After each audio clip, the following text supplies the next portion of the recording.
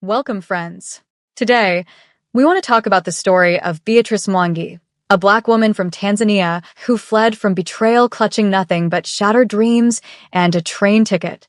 Somewhere between stations, drained and devastated, she collapsed against a stranger, Kang Jae-seo, a ruthless Korean mafia boss. But when consciousness finally returned, she discovered herself trapped in a reality she couldn't comprehend, couldn't run from, and now his baby grows inside her. I want to be sure you're ready for the ride, so hit the subscribe button if you're new here, like this video, and tell me where you're watching from. Beatrice Mwangi remembered when joy was real, the kind of joy that made her grandmother's kitchen smell like spices every evening. She could still hear her father's booming laughter echoing through their modest home in Dar es Salaam, still feel her mother's rough hands gently oiling her scalp while humming old Swahili songs. At 20, cancer stole her mom, and within 6 months of each other, she lost her dad to a heart attack. She stood at 2 funerals watching relatives cry crocodile tears while calculating what they might inherit. Her uncle, her father's younger brother, had appeared like an answer to prayer. "Come to Seoul," he'd said. "I have a good business. You can work with me, start fresh, build a new life." Beatrice had believed him, because what choice did she have? Tanzania held nothing but graves and memories too painful to face every morning. The first weeks in her uncle's cramped Seoul apartment seemed manageable. Uncle James smiled often, talked about teaching her the business, promised she'd save enough money to maybe start something of her own one day. But promises evaporated like morning mist. The smiles became cold stares. The business lessons never materialized. Instead, Beatrice found herself scrubbing floors in her uncle's small import shop, running deliveries in neighborhoods she didn't know, working from dawn until her body screamed for rest while her uncle counted money and complained she wasn't earning her keep. She tried to stay grateful, tried to remember she was alone in a foreign country with barely any Korean language skills, no money, nowhere else to turn. Her parents' death had left nothing but debt. She was entirely at her uncle's mercy, and his mercy seemed to shrink with each passing day. But he was blood. Family had to mean something, didn't it? That belief shattered on a humid Thursday evening when Beatrice returned early from a delivery. The shop was closed, but voices drifted from the back office. Her uncle's harsh tone mixing with another man's deeper rumble. She moved quietly toward the storage room, not intending to spy, just trying to reach the small space where she slept without being noticed. Her uncle's words froze her blood. "I'm telling you, Park, the girl is useless to me. Eats my food, takes up space, moves too slow, complains with her eyes even when her mouth stays shut. And you know what the worst part is? My brother died bringing her back from some party. Heart attack at the wheel because she called crying about some boy breaking her heart. If she'd handled her own problems like an adult, my brother would still be alive." Beatrice's hand shot to her mouth, trapping the gasp trying to escape. Her uncle blamed her. The man who was supposed to be family held her responsible for her own father's death. "That's cold, James, even for you," Park said, though he sounded more entertained than concerned. "Maybe so, but I found a solution. There's someone, Korean Mafia, very dangerous, very wealthy. He runs underground businesses in Seoul. He needs a wife to clean up his image, something about legitimacy and international dealings. He's willing to pay extremely well for a presentable foreign woman who'll keep her mouth shut and play the part. I've already brokered the arrangement. You're trafficking your own niece? I'm giving her a better life than she could ever build herself. The meeting happens in 5 days. He's sending someone to inspect her the day after tomorrow. It's done." Beatrice didn't wait to hear more. She backed away silently, her heart trying to beat its way out of her chest. Her hands trembled as she slipped into the storage room, closing the door so carefully it barely made a sound. A forced marriage to a mafia boss. In 5 days, her uncle would hand her over to a violent criminal who needed a decorative wife. And Beatrice would become property, a business transaction, a thing purchased and owned. Unless she disappeared first. Sleep was impossible that night. She lay on her thin mattress staring at shadows on the ceiling, her mind racing through impossible options. She had almost nothing. Just some bills she'd hidden from the occasional tip customers gave her, money her uncle didn't know about. It wasn't much, but it might buy her a chance. Staying meant becoming someone's possession. Running meant facing complete uncertainty. But uncertainty was better than captivity. By dawn, her decision was made. She would vanish. She didn't know where she'd end up or how she'd survive. But she'd rather die free than live as someone's purchased wife. The next day dragged endlessly. Her uncle was out making arrangements, probably finalizing the sale of his niece like she was merchandise. Beatrice used every moment to prepare. She packed light. Just her mother's old scarf, a photo of her parents, 2 changes of clothes. She counted her saved money 4 times. Enough for a train ticket heading south, maybe enough to disappear for a few days while she figured out her next move. When her uncle came back that evening, his mood was disgustingly cheerful. Someone's coming tomorrow to evaluate you. Wear something decent. Try not to embarrass me more than you already do with your existence. Beatrice nodded, eyes lowered, playing the obedient niece one final time. That night, long after her uncle's snoring rattled through the apartment, Beatrice slipped out like smoke. Her small bag pressed against her chest, her pulse hammering in her ears. The train station was chaos even at this hour. Bright fluorescent lights, announcements in Korean she barely understood, crowds moving with purpose she couldn't match. Beatrice felt microscopic and terrified and completely lost. But she pushed through the fear, found the ticket counter, bought passage south to Busan with shaking hands. The train departed in 90 minutes. Just enough time to become a ghost before her uncle realized she was gone. She huddled on a bench in the waiting area watching businessmen and students and elderly couples. Everyone seemed to belong somewhere. Beatrice had never felt more displaced. She thought about her parents, wondered what advice they'd give. Her mother would probably hold her and promise everything would work out. Her father would make one of his terrible jokes to ease her fear. But they were gone, and Beatrice was navigating this nightmare alone. When boarding was announced, she joined the crowd on numb legs, found her assigned seat, car 7, seat 24B, window side, and collapsed into it with her bag gripped like a shield. The train filled around her, a blur of faces and Korean conversations she couldn't follow. She was drowning in her own spiraling thoughts, too consumed to notice much until someone settled into the seat directly across from her. The man who took seat 24A commanded space without effort. Tall, powerfully built, dressed entirely in black. Expensive black suit, black shirt. Even his watch was black and clearly cost a fortune. His face was all sharp angles and dangerous beauty. High cheekbones, intense dark eyes that seemed to see through everything, dark hair styled with casual perfection. He radiated control and barely contained violence. The kind of man who made people nervous just by existing. Beatrice made herself smaller, pressing into the corner by the window, trying not to make eye contact or draw attention. Men like that were dangerous. She wanted to be invisible. The train lurched forward, engines humming as they pulled away from Seoul. Beatrice stared out the window at the city lights blurring past, her eyes burning with tears she refused to let fall. She was leaving the only place in Korea where she knew anyone, running from family who'd betrayed her, heading toward absolute nothing. The weight of it crushed down on her chest.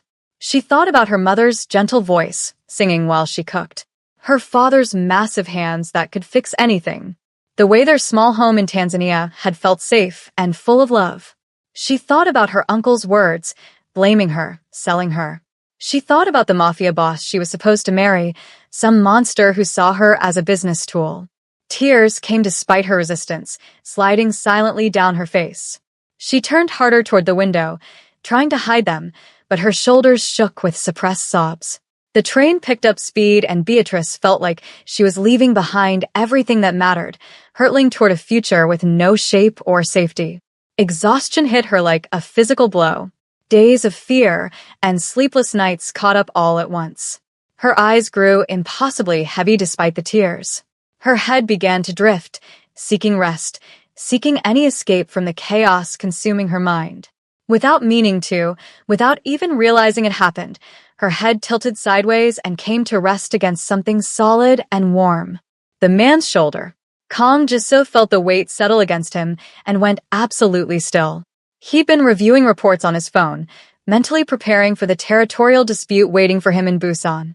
As one of Seoul's most feared mafia bosses, his time was measured in power and money. His decisions affected hundreds of people in his organization and influenced entire black market economies. He didn't do distractions. He definitely didn't do spontaneous physical contact with random strangers. Yet this young foreign woman had just fallen asleep on his shoulder. His first instinct was to shift away sharply, wake her with the cold ruthlessness that kept people afraid and respectful. But something made him pause. Maybe it was the tear tracks still visible on her dark skin, catching the dim train lighting.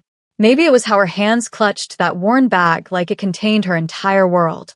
Maybe it was the bone-deep exhaustion written across her features, the kind that came from carrying impossible burdens.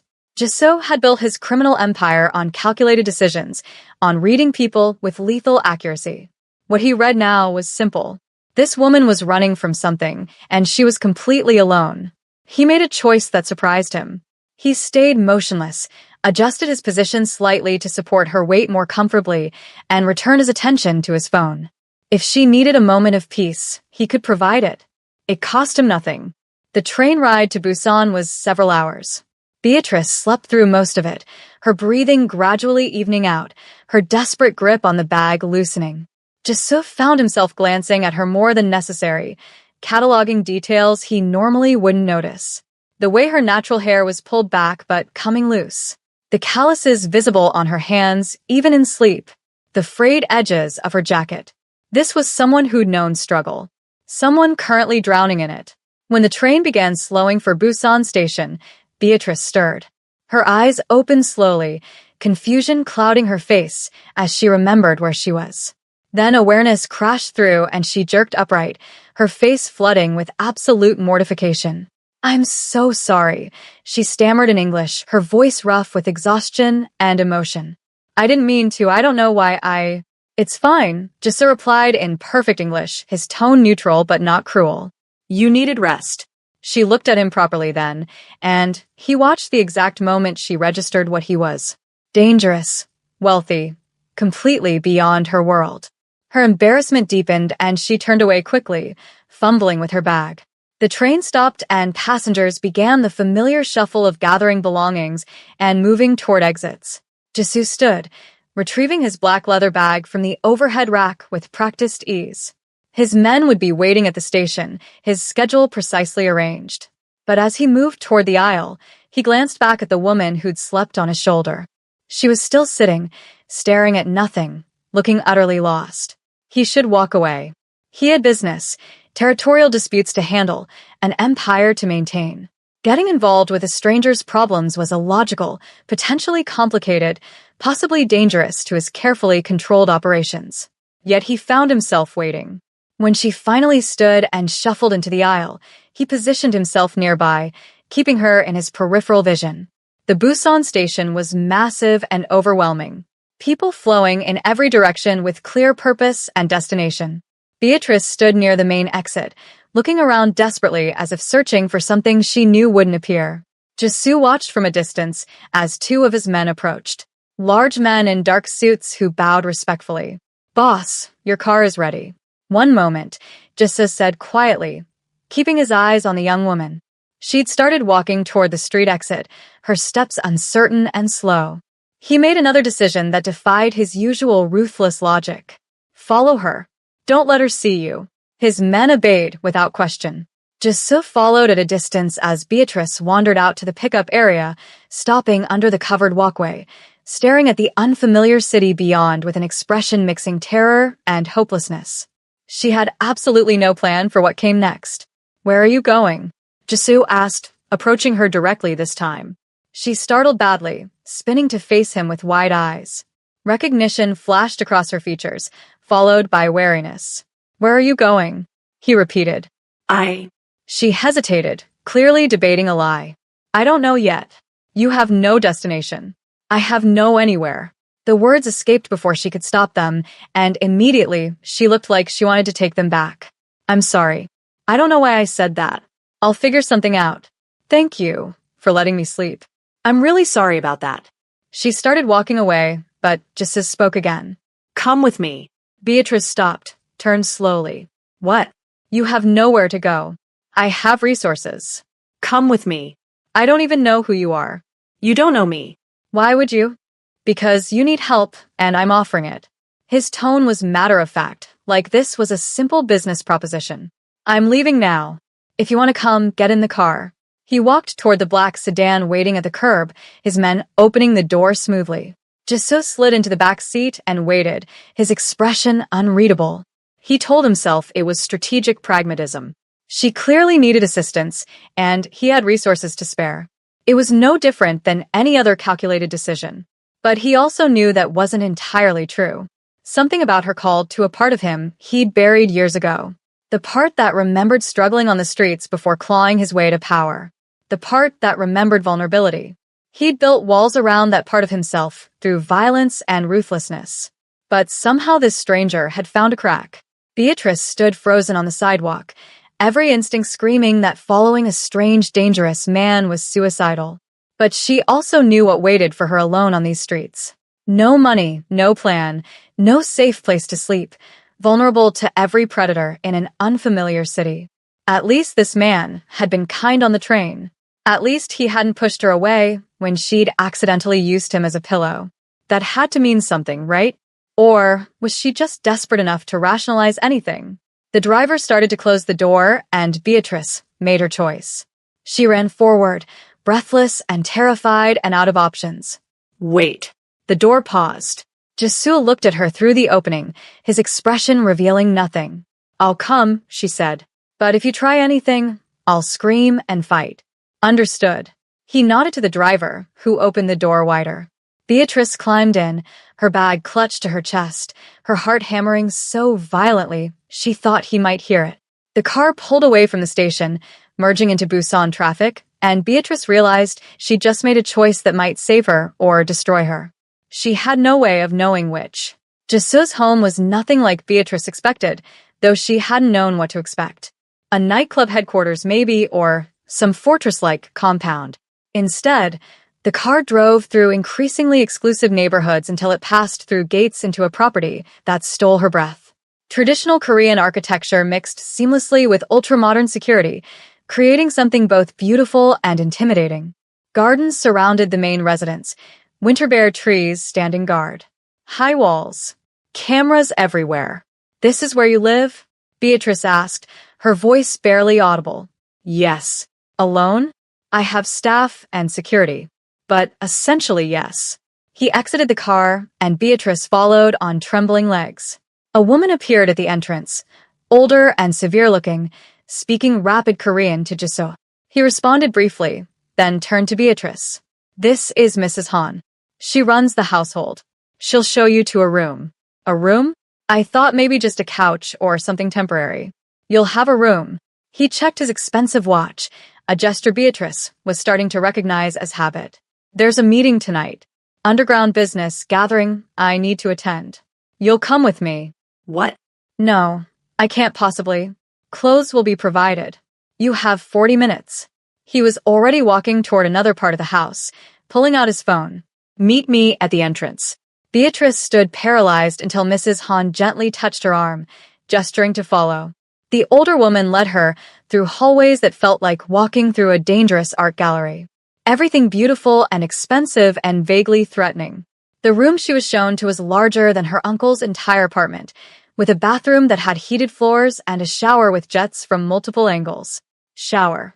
Dress, Mrs. Han said in heavily accented English, pointing to a garment bag hanging on a closet door. 40 minutes. Then she was gone, and Beatrice was alone in a Mafia boss's house, expected to attend some criminal gathering with a man whose full name she didn't even know. This was insane. She should run, escape back through those gates, take her chances elsewhere. But she was so exhausted from running, and something told her if she left now, she'd regret it forever. 38 minutes later, Beatrice descended the stairs wearing a dress that probably cost more than a year's salary. It was deep emerald green, elegant but simple, fitting her perfectly in a way that suggested either incredible luck or someone had very accurately estimated her size. Her hair was still pulled back messily, but she'd done her best to look presentable. She felt like a fraud, an imposter waiting to be exposed. Jisoo was waiting at the entrance, and when he looked up at her, something flickered across his dangerous features, too quick to identify. He'd changed into another black suit, this one with subtle patterns that caught the light. He looked like he belonged in movies about beautiful criminals, not standing in his entrance waiting for a homeless runaway. You look acceptable, he said. I have absolutely no idea what I'm doing, Beatrice admitted. Good. Neither do I with this situation. He offered his arm, a surprisingly traditional gesture. Stay close to me. Don't speak unless directly addressed. If anyone asks, you're an associate visiting from Tanzania. That's vague enough to be safe. Exactly. The gathering was held at a private club in Busan's most exclusive district, in a venue that dripped with dangerous luxury. Beatrice had never seen so much concentrated power and menace in one space. Expensive suits and designer dresses. Jewelry that screamed wealth. An atmosphere of controlled violence and criminal privilege so thick it was suffocating. She felt desperately out of place, but Jisoo kept a steady, possessive hand at her lower back, guiding her through the crowd with predatory ease. People gravitated to him naturally. Other mafia bosses, corrupt politicians, businessmen with dirty money. All wanting his attention, his approval, his alliance. He navigated the dangerous social landscape with the same lethal precision she imagined he brought to criminal operations, giving each person exactly what they needed while revealing nothing of himself. Beatrice mostly stood beside him, smiling politely when introduced, saying almost nothing. She caught fragments of conversations, territory disputes being negotiated, money being discussed in amounts that made her dizzy. The subtle warfare of the criminal underworld playing out in polite exchanges and expensive whiskey. It was terrifying and fascinating equally.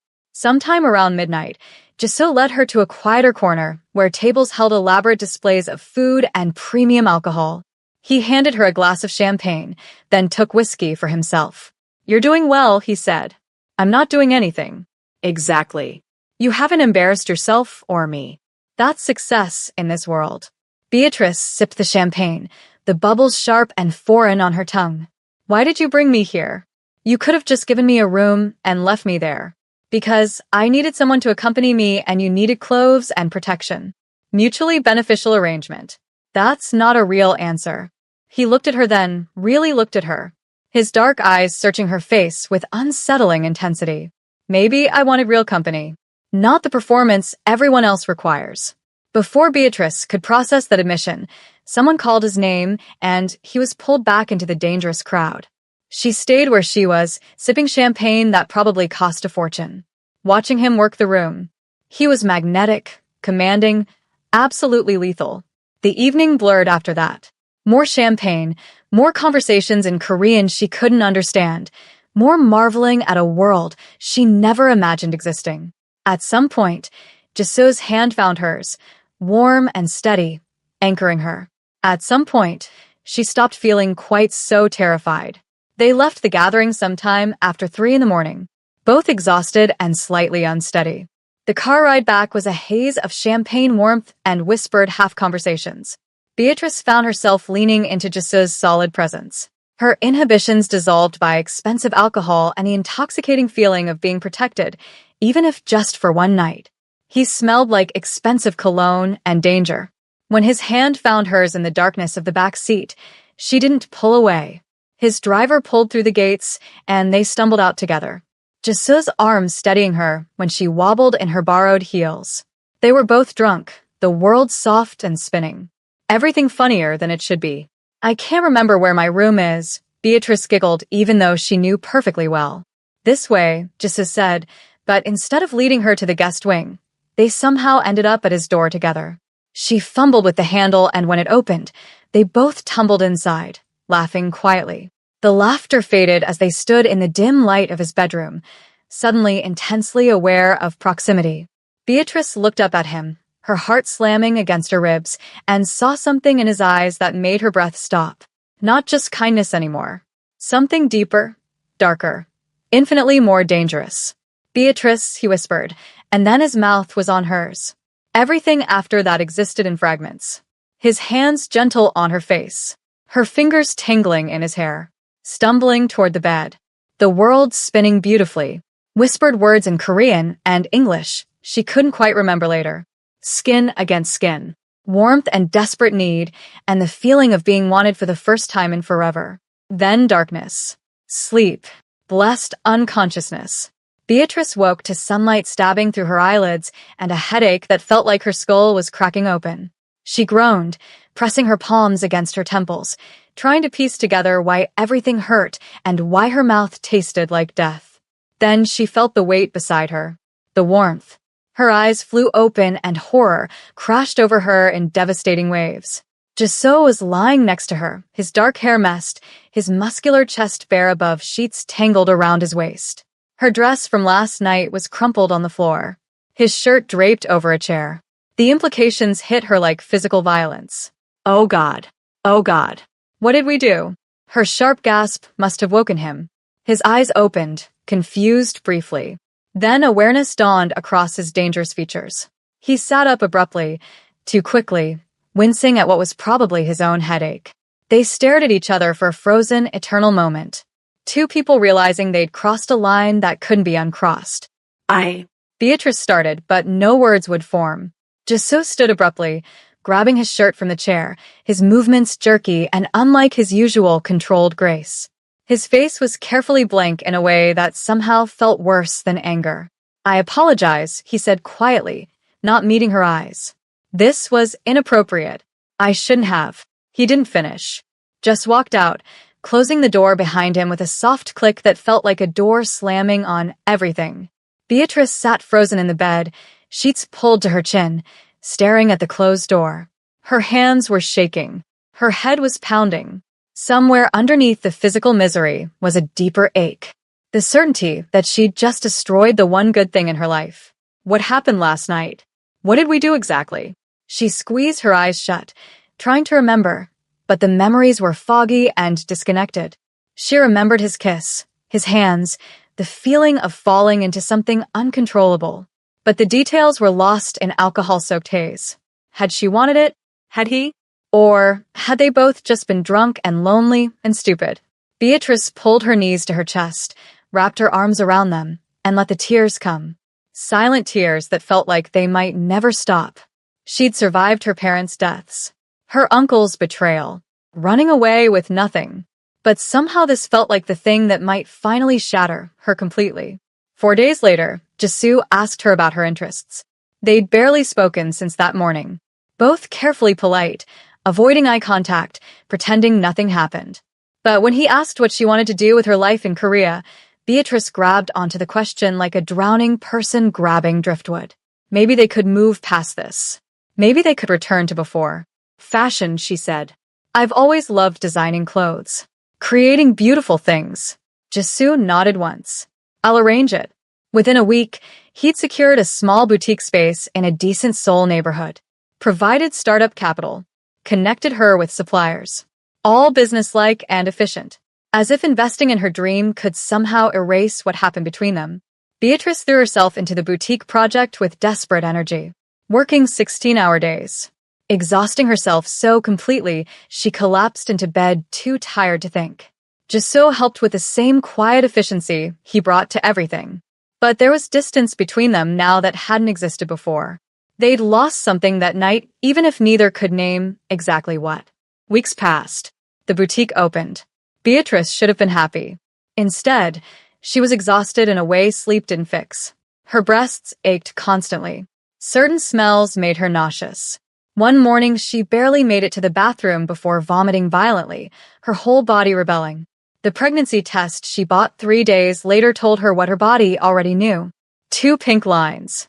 Undeniable. Irrevocable. Beatrice sat on the bathroom floor, the test clutched in trembling hands, and sobbed. Great heaving sobs she muffled against her knees, terrified someone might hear. She was pregnant with Jisoo's child. From one drunken night neither could fully remember. How could she tell him? The dangerous Mafia boss who'd saved her, who'd asked nothing in return, who'd been unexpectedly kind. He'd think she trapped him deliberately. That this was some scheme to secure his money, his protection. He'd look at her with disgust. Or worse, with cold calculation about how to handle the problem she'd become. She pressed a hand against her still flat stomach, feeling nothing yet but knowing everything had changed. What do I do? What the hell am I supposed to do? Days turned into a week. The secret burned inside her chest, growing heavier with every shared meal, every polite conversation, every moment of his unknowing kindness. She caught him watching her sometimes with an expression she couldn't decode, but He never asked, never pushed. Beatrice stood in her boutique one evening, alone after closing, one hand resting unconsciously on her stomach. The test was hidden in her room, but the truth was written in her body. In her exhaustion. In the nausea that came in waves. She had to tell him. That was the right thing to do, wasn't it? But every time she imagined the conversation, imagined watching his careful kindness turn to cold assessment of how she'd become a liability, her courage evaporated. Should I tell him the truth or keep this secret and disappear before I destroy everything he's risked for me? The question haunted her as she locked up the shop and headed back to the compound that had become both sanctuary and prison. Back to the dangerous man who'd saved her once and who she might be about to lose forever. What do you think? Should Beatrice tell Jessa the truth or keep her secret and vanish before it's too late? Drop your thoughts in the comments to find out what happens next. Hit the subscribe button if you haven't subscribed and rate this story on a scale of 1 to 10.